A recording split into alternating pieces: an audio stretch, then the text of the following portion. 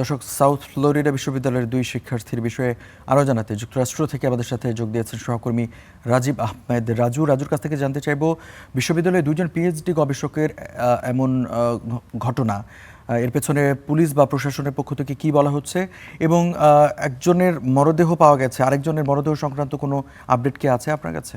হ্যাঁ, রঞ্জু, আপনি ইতিমধ্যে জেনেছেন যে বাংলাদেশী ২ জন শিক্ষার্থী যুক্তরাষ্ট্রের ফ্লোরিডার ইউনিভার্সিটি অফ সাউথ ফ্লোরিডার ২ জন পিএইচডি শিক্ষার্থী কিন্তু গত ১৭ এপ্রিল থেকে নিখোঁজ ছিলেন এবং শুক্রবার সময় স্থানীয় সময় আমেরিকার সকাল দিকে কিন্তু তার মধ্যে একজনের লিমনের মরদেহের অংশবিশেষ কিন্তু উদ্ধার করা হয়েছে এবং আপনি ইতিমধ্যে জেনেছেন যে তার যে রুমমেট আ আবু অ হিসাম আবু গারবিহে কে কিন্তু গ্রেপ্তার করা হয়েছে এবং তার দেয়া তথ্যের ভিত্তিতেই কিন্তু সেখান থেকে তার মরদেহের অংশবিশেষ উদ্ধার করা হয়েছে। তো ধারণা করা হচ্ছে যে এই হত্যাকাণ্ডের সাথে অবশ্যই তার যুক্ত থাকার কিছু প্রমাণ ইতিমধ্যে মিলেছে। যদিও পুলিশের তরফ থেকে এটি তদন্তধীন রয়েছে।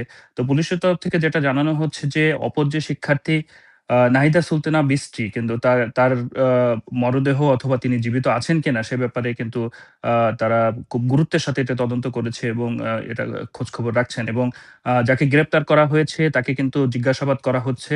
তো এখন পর্যন্ত যে তথ্য, একজনের মৃত্যুর খবর নিশ্চিত হওয়া গিয়েছে এবং ধারণা করা হচ্ছে এই হত্যাকাণ্ডের সঙ্গে তার রুমমেট আবু হিসাম আবু গারবিয়ে কিন্তু আ আ যুক্ত রয়েছেন। তো এছাড়া এখানকার যে বাংলাদেশের দূতাবাস তারা কিন্তু এটা নিয়ে বেশ উদ্বেগ প্রকাশ করেছে এবং আ যুক্তরাষ্ট্র সঙ্গে কিন্তু বিভিন্ন বিভাগের সঙ্গে কিন্তু তারা নিয়মিত যোগাযোগ রাখছেন। রঞ্জু। রাজু, যুক্তরাষ্ট্রে সাধারণত যেটা দেখা যায় যে বন্দুক হামলা হয়, সেটা স্কুলে হতে পারে, কলেজে অথবা কফি শপেও বন্দুক হামলা হয়, অতর্কিত হামলা চালিয়ে সেখানে হত্যার ঘটনা ঘটে। এই বাংলাদেশি দুইজন শিক্ষার্থীর, পিএইচডি শিক্ষার্থীর সাথে যে ধরনের ঘটনা ঘটছে, এটাকে আসলে কিভাবে ব্যাখ্যা করবেন?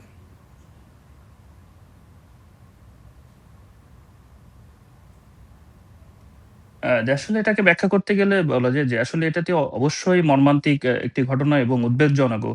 বিশেষ করে বাংলাদেশ সহ বিশ্বের বিভিন্ন দেশ থেকেই কিন্তু শিক্ষার্থীরা যুক্তরাষ্ট্রে উচ্চশিক্ষার জন্য এখানে আসেন এবং তারা একটি নিরাপদ রাষ্ট্র হিসেবেই কিন্তু যুক্তরাষ্ট্রকে মনে করেন। কিন্তু এ ধরনের ঘটনা আসলে বাংলাদেশ সহ অন্যান্য দেশের যারা শিক্ষার্থী রয়েছে তাদের কিন্তু উদ্বেগের কারণ হয়ে দাঁড়িয়েছে।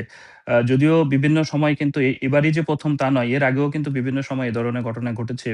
তো স্বাভাবিকভাবেই শিক্ষার্থীরা যেটা মনে করেন যে এখানে যে নিরাপত্তা নিয়ে তারা পড়ার চিন্তাভাবনা থেকে আসেন, তো সেই নিরাপত্তা যাতে যুক্তরাষ্ট্র সরকারের তরফ থেকে সেটি নিশ্চিত করা হয় এবং এ ধরনের যে কর্মকাণ্ডের সঙ্গে যারা জড়িত বা হত্যাকাণ্ডের সঙ্গে যারা জড়িত তাদের যাতে কঠোরভাবে বিচারের আওতায় আনা হয় সেটিই কিন্তু তারা বলছে এবং বিশেষ করে যে বাংলাদেশি কমিউনিটির আ ভিতরে কিন্তু এক ধরনের মানে উদ্বেগ, উৎকণ্ঠা এবং শোকের আবহ তৈরি হয়েছে।